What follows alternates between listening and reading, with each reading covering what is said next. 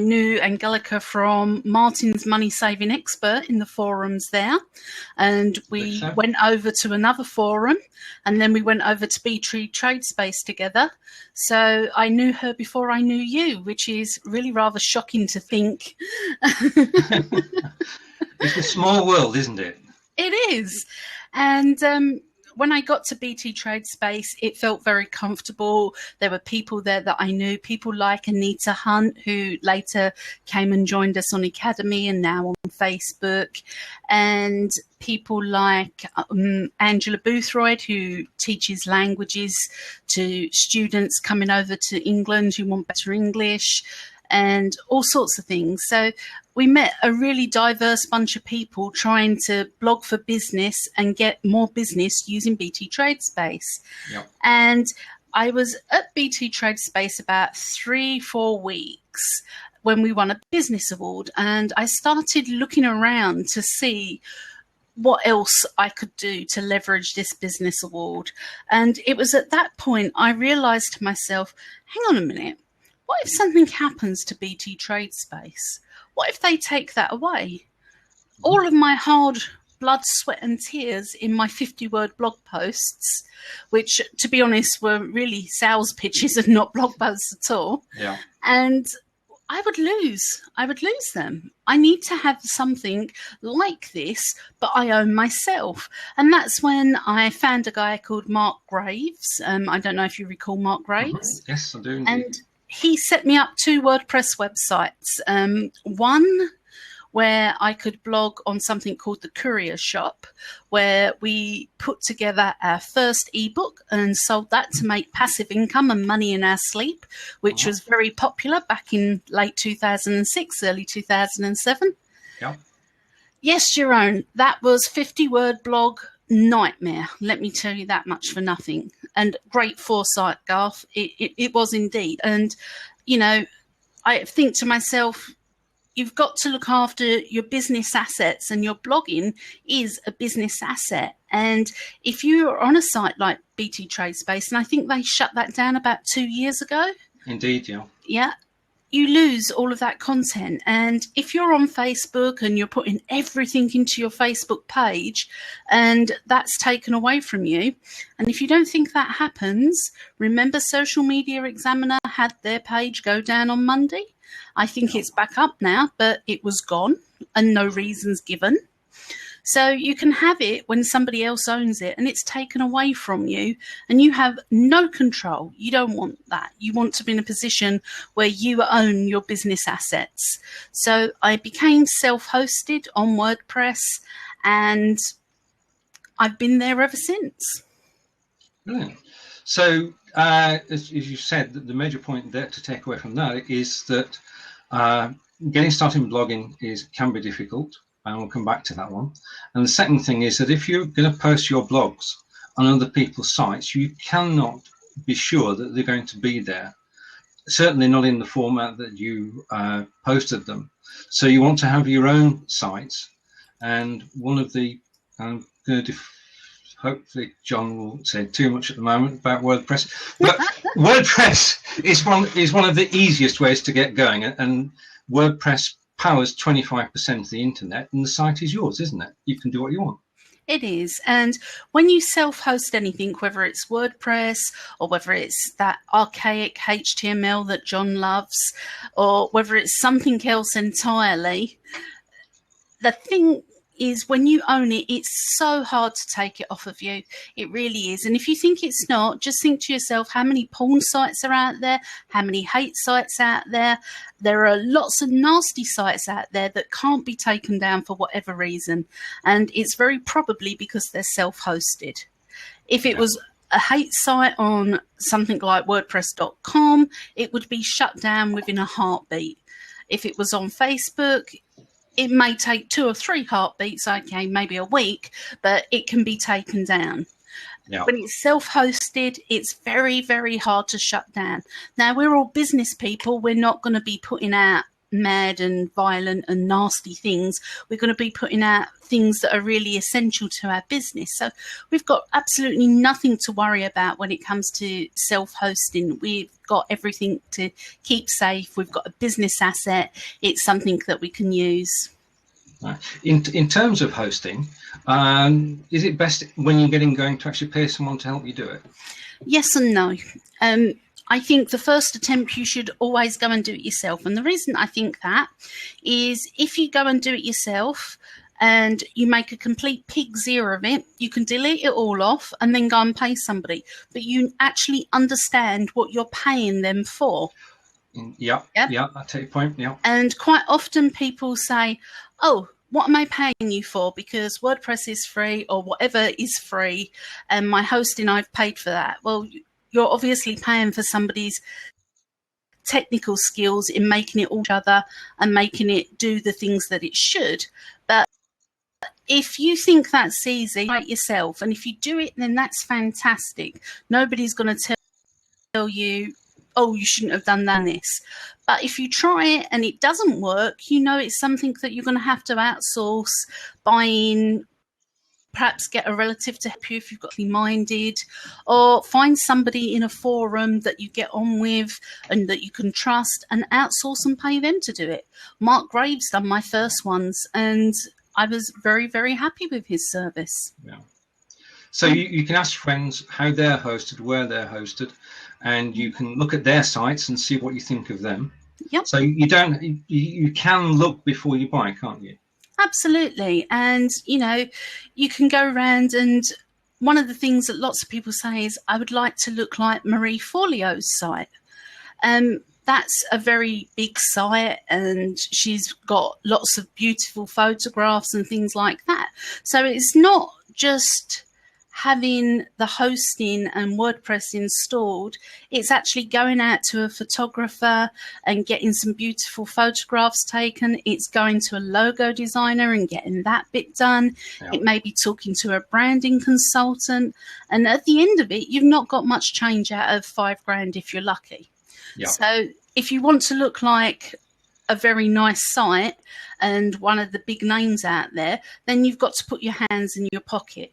If you're experimenting, there's no reason why you can't do it yourself and take some beautiful photos of your other half, crop them and do things until you reach the point where you think, yes, this is for me. This is great. And for me, that point came last year.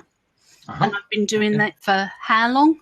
I'm not going to go. Well, as we've just said earlier, we've known each other 10 years, so it's been a while. But you've got your blog site. Quiet, chaps. Sorry, we're quiet. I can hear Stephen. I can hear Sarah. It's just you, John. You and Avil. Right. Can you hear us? We're too loud. Turn your volume down. Right, that's the natural breakover. Right, okay. So hopefully John will get that sorted. And we're going to continue for the moment. Mm-hmm. Right, so you've got a blog site which you've either done yourself or you've outsourced and got people to do it for you. What sort of people can actually blog? Who can blog? Anyone. Anyone. Well, you don't need qualifications or anything? I've got qualifications, and some people say I was so overqualified that I shouldn't get in front of the thing and type. So. Right. Okay. But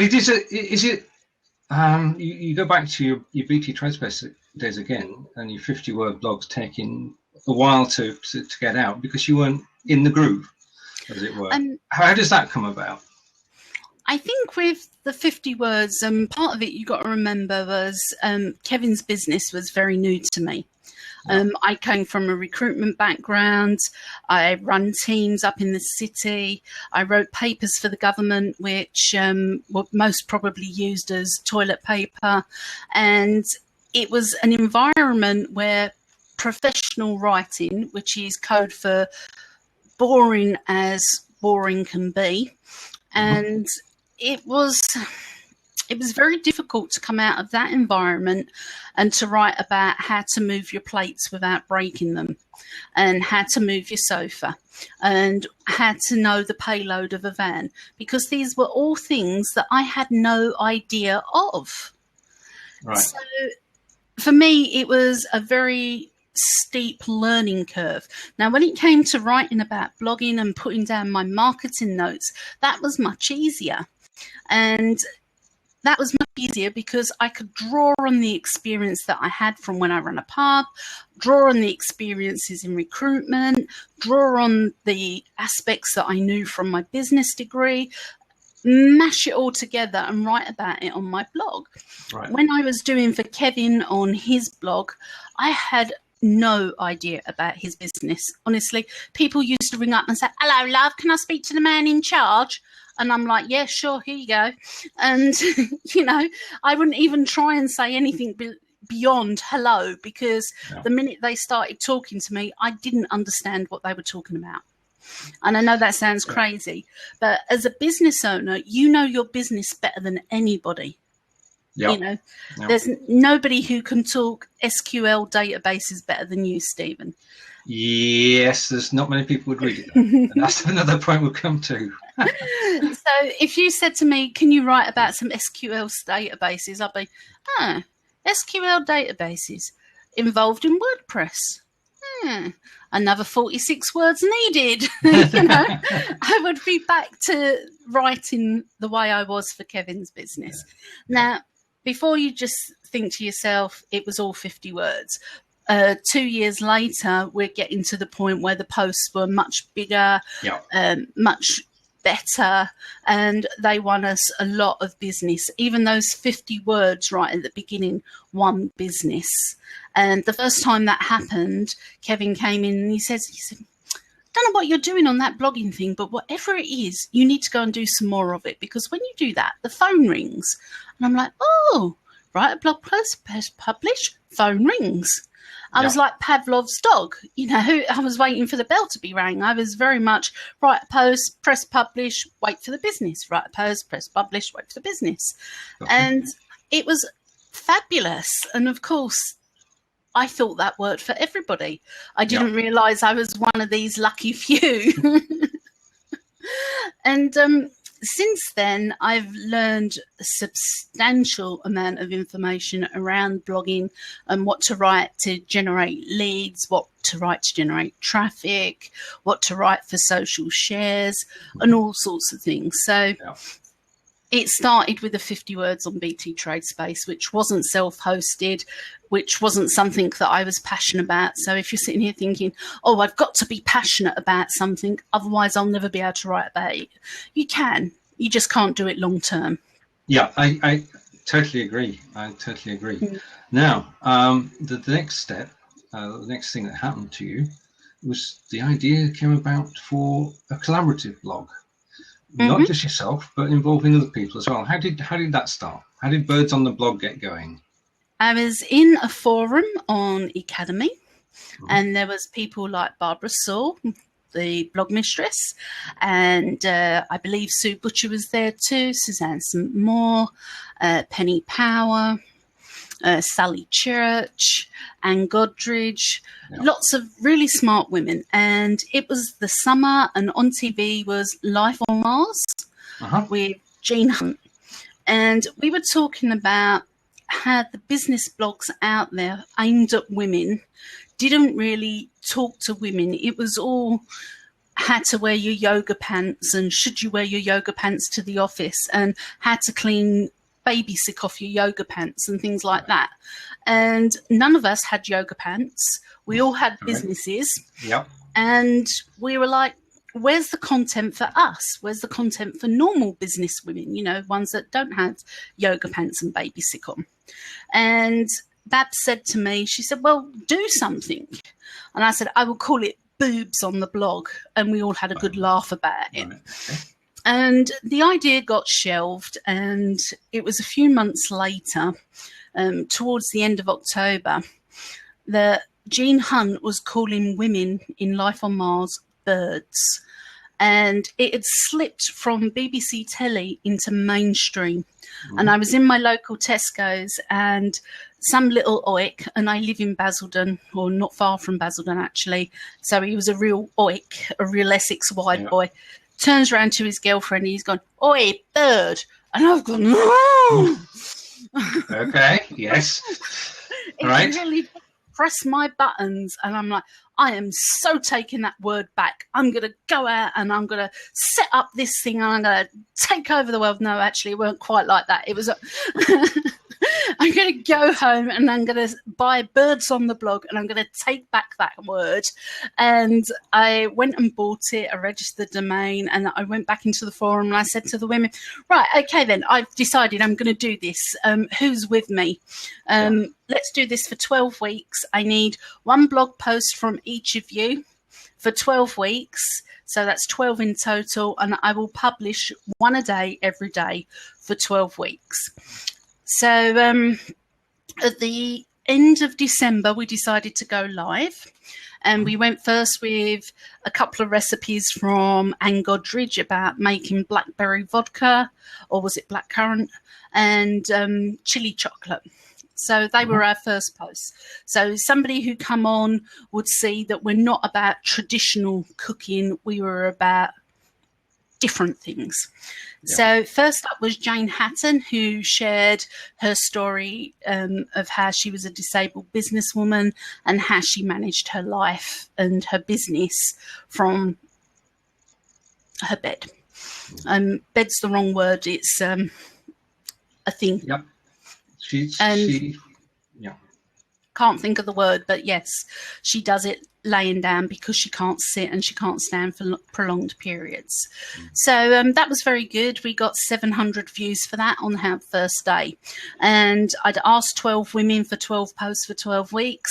And by the end of that first week, I had 21 women, and we were posting 3 times a day.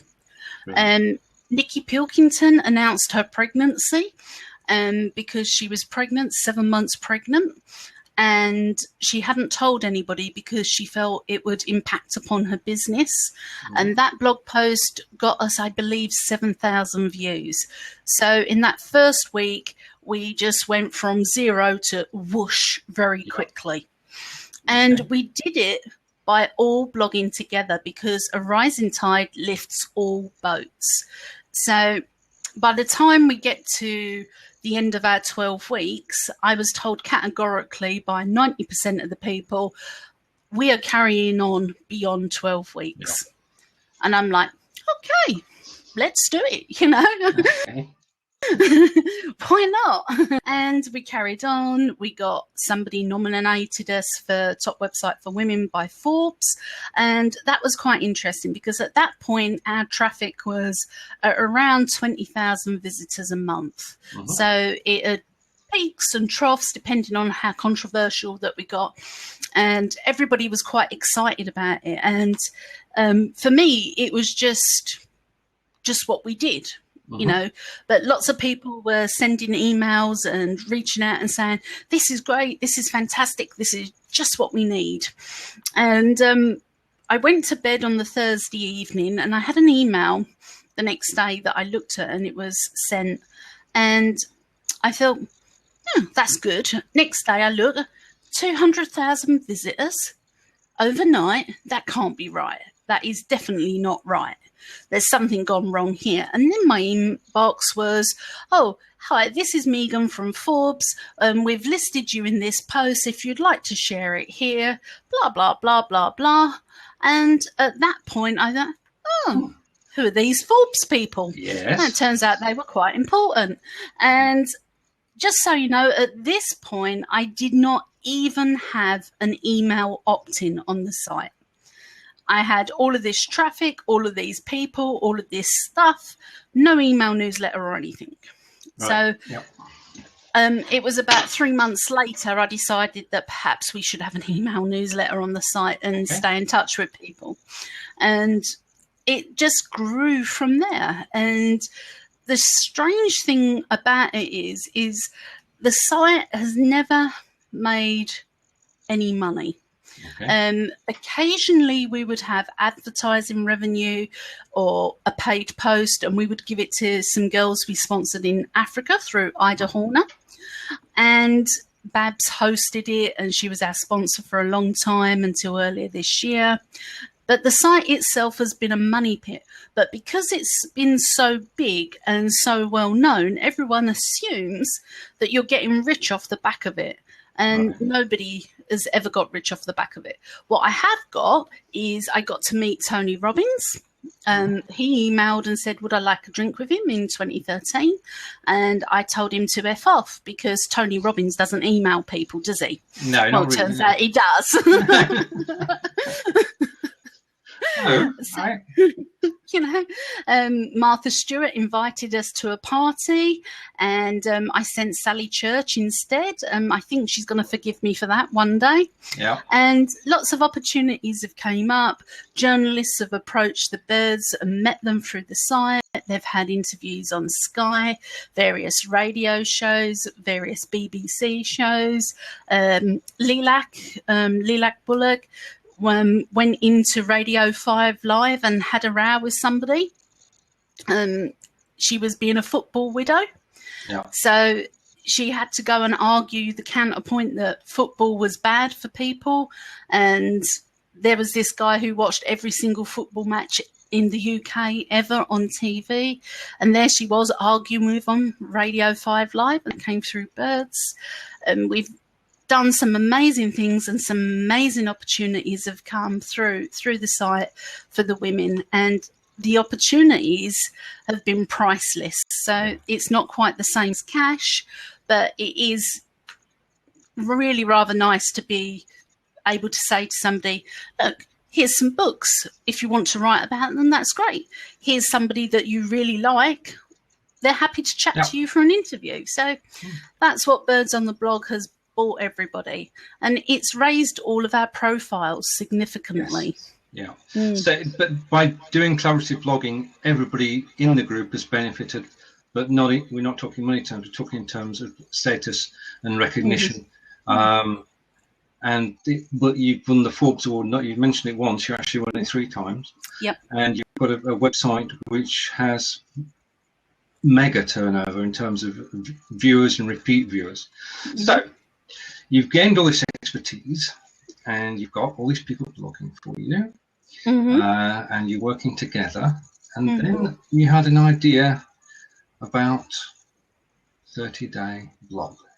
That actually came about on BT Tradespace. Okay. The first one of that was in November 2007, and that was myself, Angela Boothroyd, Anita Hunt, Elaine Sturgis, Charles Conway. There were about 15 of us, and each day we would post up a blog on BT Tradespace. We would share each other's posts in the BT Tradespace community, and we did all kinds of things together to raise our visibility. And over the years, I run those privately, usually with Anita, Angela, Charles. And then in 2010, I decided that I would move them over to email, because they were always very community specific, as in we always did them on BT Tradespace, or we did them in LinkedIn groups. And the one that we did in 2012, we actually did on the one that's no longer in favour with Google Plus. Right, okay. Yeah. So, we've done them all over the place, but I never really put it down in email. Other people did their various challenges, and it got to the point where people kept on saying to me, can you stop keeping these private? Can you make these open to everybody? Yeah. And I was talking on a webinar about blogging, and somebody said, if I want to increase my visibility significantly, how would I do it? And I said, publish back to back for 30 days. Write and publish, because when you write and you publish, you become a stronger writer.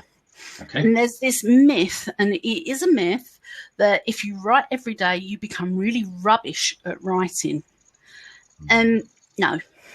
When you learn to write at school, And as you grow up, you write every day, and you write every day for a reason, because when you write every day, you get better, you get stronger at it. You learn what works, and what works at 5 years old doesn't work at 10 years old. And what's 10-year-old learns about writing is completely different at 15. So what you can do on your first day of a 30-day blogging challenge is completely different to what you do at the end of it on day 30. And during that time, your writing becomes so much stronger. And if you're writing about something that you don't love, it will become very apparent by around day 7, because it is like trying to extract teeth with a fork. You can't do it if you don't care about what you do.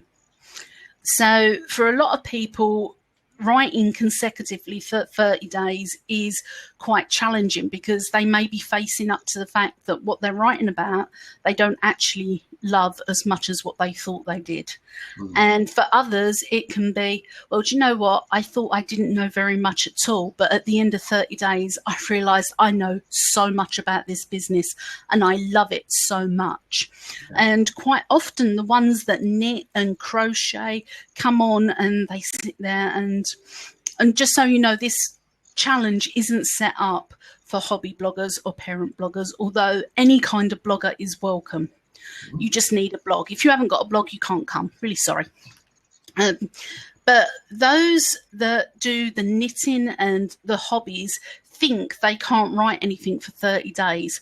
And then suddenly it just sort of epiphany happens, and they realize they know so much and they have so much that they want to share. And it really is lovely to see in the group, because the group's now no longer on Google Plus community. It moved over to Facebook last year. So it's been a really interesting time, because in opening it up to everybody and not just the initial crew at BT Tradespace and my clients, we're starting to see a really diverse range and diverse skills of lots of different bloggers. And it's very popular internationally. We've got bloggers from Australia, New Zealand, Germany, France, America, Canada, Mexico. We've got ones that blog just in Spanish, ones that blog just in French. It's just been really, really fascinating. And I've learned so much more in the last year than I did the previous 8. Sounds fascinating. It does sound brilliant. I mean, showing people how to bring out the best of their skills and their knowledge through a course that you and Kevin have put together, and to do it repeatedly. It's not as if you train one lot, it's a continuous, isn't it? So today somebody could be on day 1 and another 30 people could be on day 15. You've got a progression through, so you've always got people starting, people getting finished. And what the thing that I love is that when people do finish your course, you acknowledge it. Not only do you cheer them all the way through, but when they've got to the end of the course, you acknowledge it, and they graduate, and they go into the special graduates group.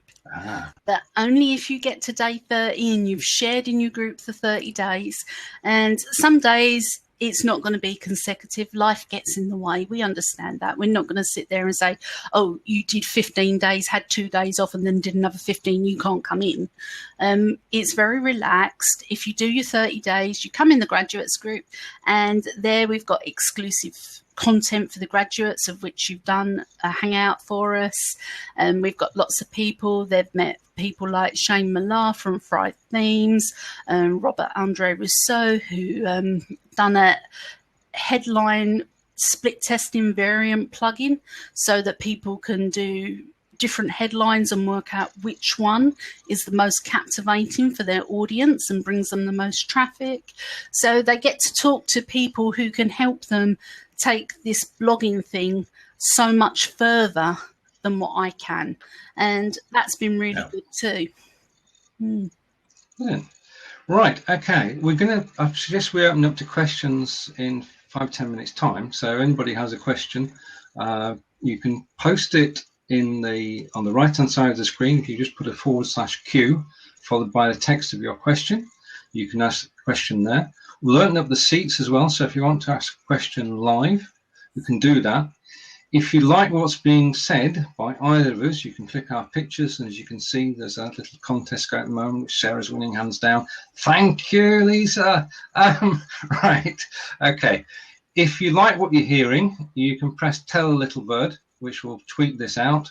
And also you can tell your aunt, which is yes, that's Facebook. That will post this to Facebook. Now, the thing about it is that when we finish here tonight, this is being recorded. It will be available on replay at any time. So if you tweet it now, it's still going to be there tomorrow. People can watch the replay. And then we'll get a video as well and an MP3 so we can make a podcast. Right, back to blogging now. One interview, you've got loads and loads of content from that. Right. So now, if you were, you say, so you've got the 30-day course, which we'll put links up to later, and that's a free course, and everybody can join, and they can join the Facebook group and take part. Mm-hmm. But one of the reasons that I invited you here today was it's on behalf of a site that I'm involved in, which is called Empire Cred. And Empire Cred is, at the moment, is running a blogathon. Now, a blogathon, quite simply, is where anyone on the site can write and post a blog on their own website, and we will then reschedule it on the Empire's own blog site. And then after that, we're in a share-a-thon, and the text that they've written gets shared all around the web. Now, in that case, you can get literally 50 to 100 shares of your blog and people visiting your website. So it's a very good traffic boost. There are internal incentives as well, which to the members, there's a bit of virtual currency in there with rewarded in EVEs. So there's overall prizes. So for those people who are taking part in that, who are part-time bloggers, do you have any advice for them as to what they should do? If you're taking part in something like the blogathon, and Stephen's going to syndicate it onto Empire Avenue and other places for you, you're going to get massive exposure, and you're going to reach lots of people that you didn't reach before. So first of all, you're going to have to write something that is potentially your very best piece of content. And it's got to be something that's appealing to your ideal customer. And your ideal customer isn't Stephen, it isn't John, and it isn't the person that owns Empire Avenue, okay? But you're going to leverage the experience of these people and their influence to reach your ideal customer. So don't think you've got to write about SQL databases to please Stephen, or something that's non-WordPress to please John. You've just got to write to please your own ideal customer. And that may be about why you started your business. And we all start our business for different reasons, and people really like to know the backstory behind how somebody got it to do what they do. So if you're sitting there thinking, what do I write about? Then share the story of why you started your business. And it may be that you started your business because you wanted to change the world. And what you've not done is change the world, but you have made a significant impact upon your customers' lives. And that's just as powerful as changing the world. It may be you started your business because you didn't want to work for the corporates and the man. It may be because you wanted to be the next Bill Gates. Whatever it is, your story is interesting, and it will appeal to the ideal customers who will think to themselves, wow, I really like that. I really like that they started their business because they wanted to make a difference in people's lives. I really like the fact that they're admitting that they struggled. They're admitting that they had to knock on doors to get business, and they slowly grew it. And this is how they keep in touch with people via Facebook, via Twitter, whatever, you know, and you become very human to the person reading it. And if that person is your ideal reader, then that post that you're syndicating for them becomes incredibly powerful. And if that's a little bit too personal, you don't want people knowing why you started business. Maybe you started business because you had to.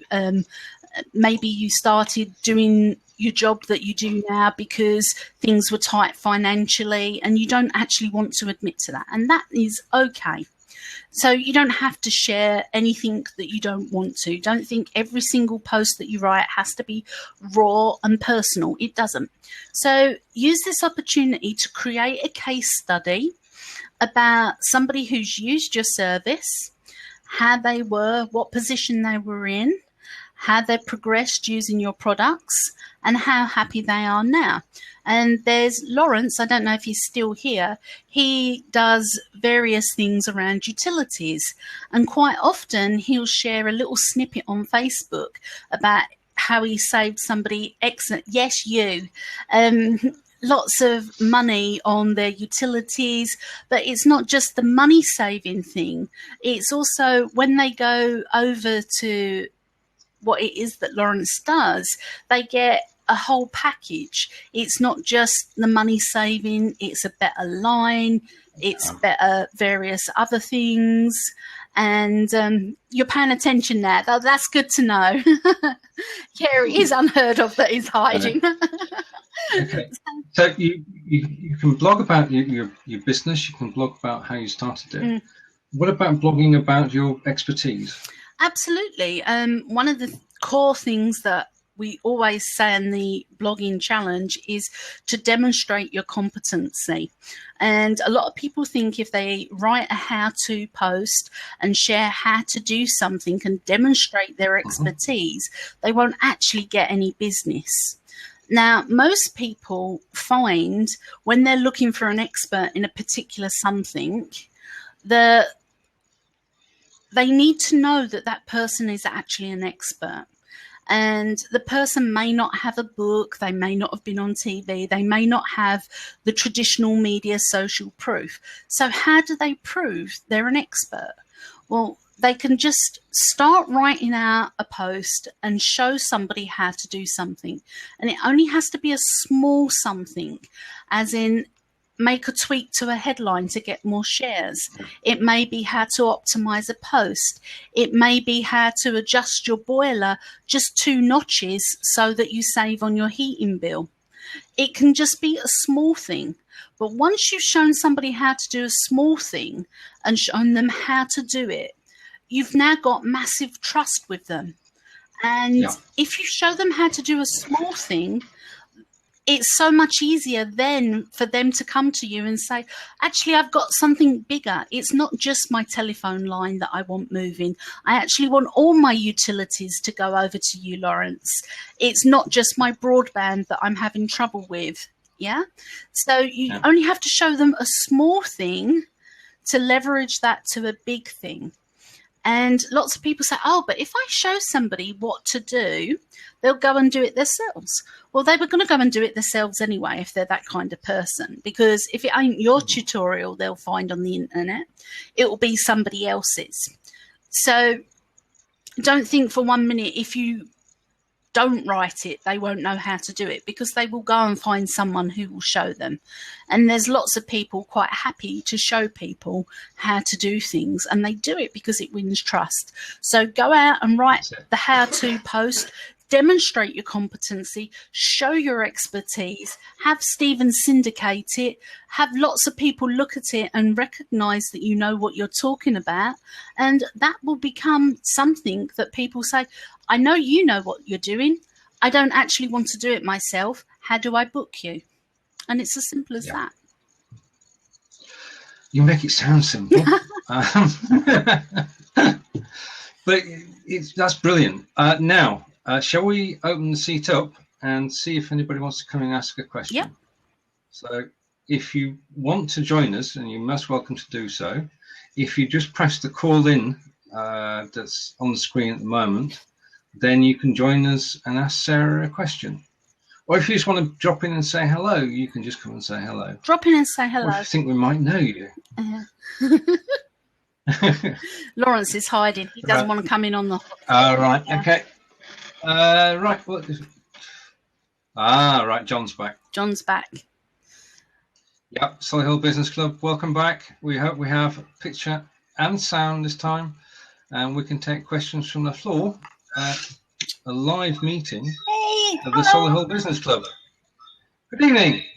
Good evening. This is Solihull Business Club, feeling very much like the Eurovision Song Contest. And John's had a bit of a hardware failure, so I'm Charles. I'm the chairman here at Solihull Business Club. With, good evening. 9, 10 of us watching. And does anyone have a question from the floor? I think we're all in awe of this. It's, I suppose, like everything, we've all been watching very silently and wondering how you can implement this and leverage it. And it's a fascinating opportunity for those who've got something to say.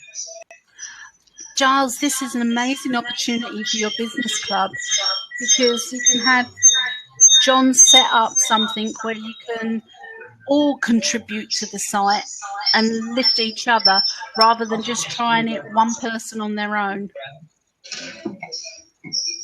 Yeah. One of the things we've learned is that the sound on this is a bit of a challenge. You need to bear in mind feedback and exactly. You'll notice that I've got headphones on. It's a beta product, and it's all a bit of a learning curve for anyone thinking of contacting Blab. It is. But next to their logo in the title is the word beta. So that's true. But you do know that Blab's British, don't you? No, I didn't. Ah, right. Okay. Blab was founded by a gentleman who used to own Bebo. Right. Oh, was it? Which he sold to AOL back in the day for £850 million after he'd built it up. And then he bought it back again for £1 million. So he still owns Bebo, but he's 849 million better off, well, part of 849 million better off. And he's 2 years ago started Blab with a team of engineers, and he's the driving force behind it. So I'm proud to say that this is, whilst it might be the States, it's also British backed, which for technology which is making waves is brilliant. Well, the government will have to try and trumpet about this, because they're always saying, why doesn't anyone start something like Facebook or Google in Britain? So Blab can be Britain's contribution to the world. Indeed. I think this is very powerful. Yeah. I mean, the fact I'm near Stonehenge in Wiltshire, and Sarah is near to Chelmsford. Would that be fair, Sarah, in Essex? And you're in the Midlands. Mm-hmm. So this technology has brought all three of us together on live video. And as you say, with the exception of the feedback problem, it works beautifully. And we've got people asking questions by text. You've got yourself. Thank you for joining us live. And you can basically, the use of this is you can use it for interviewing, and as I've been with Sarah tonight, you can use it for promotional as well. Down here in Wiltshire, we have a chocolate factory called Elements for Life, and they manufacture chocolate from raw chocolate. They start off making chocolate kits in their kitchen. Dan started making chocolate kits in his kitchen, and now 5 years later, he has a factory, and that factory employs people, and he wants to celebrate 5 years of business. We had a chat together, and he created his own promotional video on Blab. I interviewed himself and his lady for half an hour, and now they can use that video on YouTube. When anybody says, how did you start in business? How long have you been going? What's raw chocolate? You can just refer them back to the video. So for promotional purposes, it's good as well. And for Haddock get-togethers, we've got to remember all the time that this is public. So it's not a conference replacement, but it is a way of getting your message across. Now, I'm glad that you've come on live tonight, because that's the first step. And that's why Jon and I, that's Mr. Upton and I, tomorrow every Thursday morning at 10 o'clock, Blab for Britain. And we run a Blab called Blabbing for Britain, and Jon's the host tomorrow. And basically that's to get people used to the technology. British technology. Mm-hmm. Yeah. But well, they got used to the internet, and that was our technology. Very true. Very true. Mr. Berners-Lee, Sir Berners-Lee, did invent the internet, or the HTTP part of it. Are there any questions from the floor? Right. No, that would be so. Hello. I want to say thank you. Hello, John. Welcome back. Can you hear us? Can you hear me? I can hear you. Oh, that's good. Right. We had to reload the browser in the end. Okay. And change the permissions off, put the permissions back on, and reload the browser. So we're okay for tomorrow morning now. Well, we wouldn't have been using this machine anyway, so. Okay. Well, we've got it sorted. That's the main thing. Yeah. As I said, we've been talking about. We are talking about blogging, enjoying interviewing Sarah, and you've given us a lot of information tonight, which people will find most useful. And I just want to ask, the next question is, what should you not do when blogging? Just a couple of things that you've got to be aware of when you're writing a blog that you shouldn't do, which you, new bloggers might do.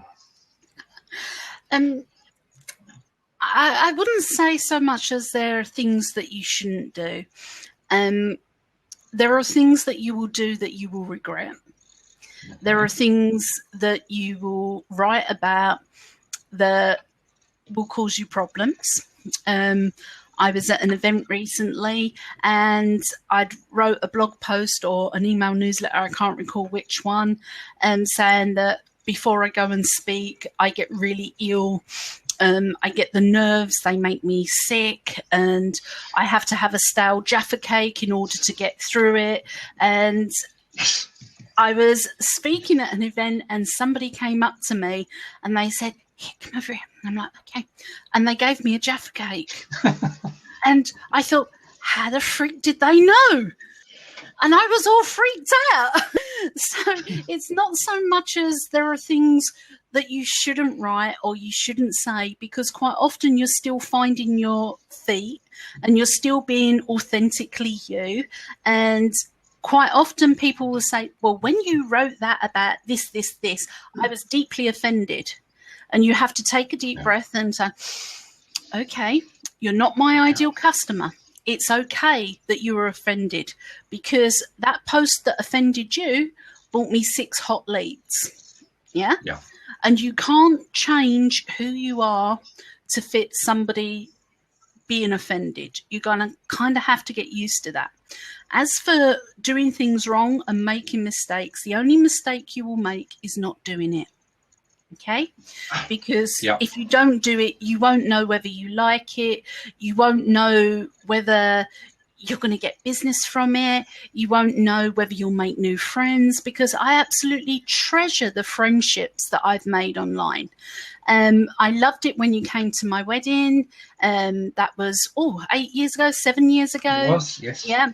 I don't have a lot of family. My half of the church was people I'd met through blogging and online. And for me, that was a big deal, because if you guys hadn't come and supported me, my half of the church would have been 3 people. And, there would have been Kevin's family on the other side. My bit would have been empty because I don't have any family. So it was a very special day. We were honoured to be there. And speaking of your other half, so Kevin, is he around? He is. Come on over, Kev. He's on Periscope. I will. No, I'm sending funny things to Garth. No, he's sending funny things to Garth. Oh, right, okay. Right, because you work as a team, don't you? Yeah, first of all, I worked in Kevin's business, and after he ruptured his appendix, and that was another thing. You unplug yourself, Sarah. Yeah. Right. Okay. No. You've gone quiet. This is where we start. Jon and I did that. What we should do is we should have some backup music, and in situations like this, we should play the music. Tonight we don't have, because we rarely get technical faults on Blab, has to be said.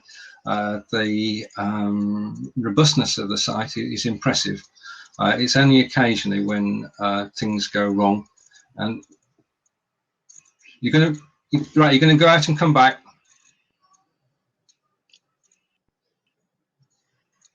You're not going to sing. I mean, if you start singing, I'm going to sing, and we'll lose everybody then. So let's just right. So Sarah's popped out for a minute. Have you got any questions for Sarah, John, while we're waiting?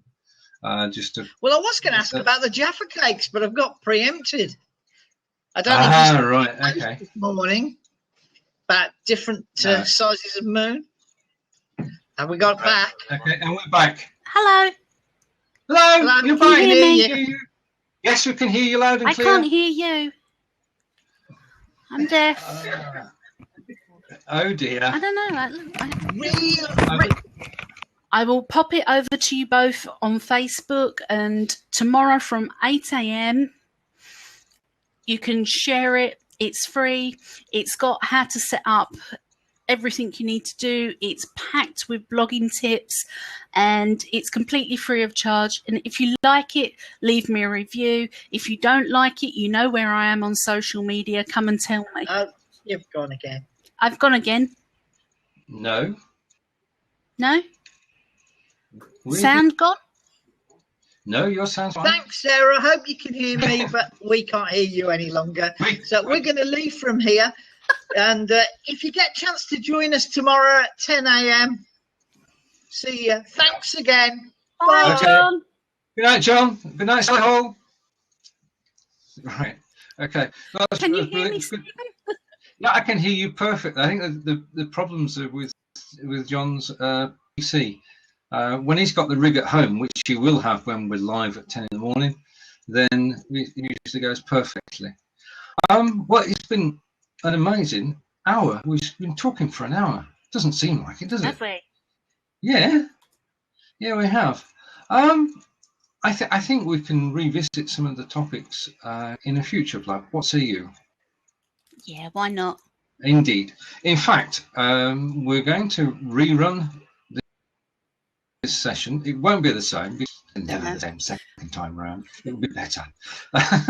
We're going to rerun. No, it won't. We don't know what it's going to be like. Anything can happen. Probably will. We're going to do it Monday at 10 o'clock. Now, we're doing it Monday at 10 o'clock so we can catch not only the UK and America. We're aiming towards the subcontinent to around India, China, Singapore, even as far as Australia. We're running at 10 in the morning so that they won't be in bed at the time. But if you're in the UK, 10 o'clock Monday, then we'll put the link up and you can follow us there. We might not put the link up straight away, but we'll get back to you. If you check my webpage, if you go here tomorrow, I'm just going to type quickly, so excuse me for the way. I've got to get it right, because otherwise people complain that it's wrong. If you go there tomorrow, which is my website, you will have details of the next Blab that Sarah and I are doing, and you also have details of the Blab tomorrow that Jon and I are doing. If you want to get on Blab, then you can contact myself or Jon. You can join our Blabs at 10 o'clock every Thursday, and we can get you on screen. We'll switch the recording off, and you can get practice. It is practice, isn't it? I mean, that's the key. I mean, you have produced webinars, excellent webinars for a number of years, have you not? Yes, I did my first one in 2008, and it terrified me so much that I didn't do one again for about another 3 years. The first one I did was on headlines, and that again was in conjunction with BT Tradespace, and it only lasted about half an hour, but that was probably how it felt to me was longer than it took to write that first blog post. And just wanting to say that, yes, I will be taking part in the blogathon. I will be writing a blog post, and I'll hashtag it blogathon, and I will send it over. I am on Empire Avenue somewhere. Yes, you are. I joined Stephen's instigation back in 2011. Correct. And he's given me some great advice over that. So if you are struggling with Empire Avenue and you would like to join the community, go over and check out Stephen's blog. I'm pretty sure he's got some advice. I'm sure I can coax a guest post out of him. Stephen was my very first guest poster over on Sarkemedia all those years ago. About 6 years ago. Yeah. Yes, yeah, indeed. It was my pleasure. My pleasure to do one again. I enjoy blogging. I've got to say, I blog when the mood comes. At the moment, I know for a fact that in the next 30 days, I'll be writing 50 blogs. That's because, as we said earlier in the show, every blog that gets posted in the competition on empire.cred gets promoted on the empire.cred website. So we take your blog post, put it onto our site, linking back to your site. So it's a nice backlink to have. And we promote, after 9 o'clock, isn't it? We promote the hell out of it and get you an audience that you've never seen before. So empire.cred is all you need to type in. We don't need, you can get help once you're in there. Once you've joined up, there's a sort of 10-step process which actually gets you into the swing of things. You'll find me there, and you'll find Sarah there, you'll find John there. Avil's there, Avil Beckford's there. Yeah. I think brilliant. Jackie's going to be there soon as well. Yeah. With her 12:30 blog. Brilliant. Well, it's good. It's good to have everyone joining in. I have spent 4 years on empire.cred, and I'm one of a small team actually running the site on a day-to-day basis as a volunteer. So I enjoy the site. I'm committed to it, and I look forward to seeing you there. Sarah, it has been a real pleasure tonight. Thank you. On behalf of everyone who's watched us, I'd like to say thank you for all the information that you've freely passed on to everybody. I'd like to remind people that there will be a link tomorrow for your book, Zero to Blogger. And there'll be a link also somewhere, I'm sure, to the 30-day blogging course. People are welcome to join. And that's whether you've blogged before, you've been blogging for years. Taking the challenge is to get yourself up to speed. You do it, 30 days, but you're on 3 days. It should be done in 30 days, but if it's 31 or 32, nobody's going to crack the whip. But you will get pushed if you want to be, and you'll get cheered, get helped by Kevin and Sarah, and the team of people who've already done the challenge are there to help everybody along too. Finding that was very supportive, which when you're getting going is a wonderful situation to be in. And the group on Facebook, I can recommend it. I've been there, and I watch tips and I watch people grow from their blogs on day 1, which slightly more than 50 words, to their blogs on day 30, which are full-blown essays. And that comes about through the blogging challenge. So a big thank you to everyone who's watched tonight. We are rerunning this Monday, 10 o'clock. We are welcoming you to watch that one too. Join us on camera is a working video camera, the computer microphone, and some earbuds, as the Americans would say, earphones, to stop any feedback, which is the problem we had with Solihull. It was good they joined us. Thank you to John for arranging that and inviting them. Sarah and I will be back next Monday. This has gone pretty well. I'm hoping to invite her back for further sessions too. See you on Monday. Yeah, okay, take care. Thank you, everyone. Bye. Bye. Bye.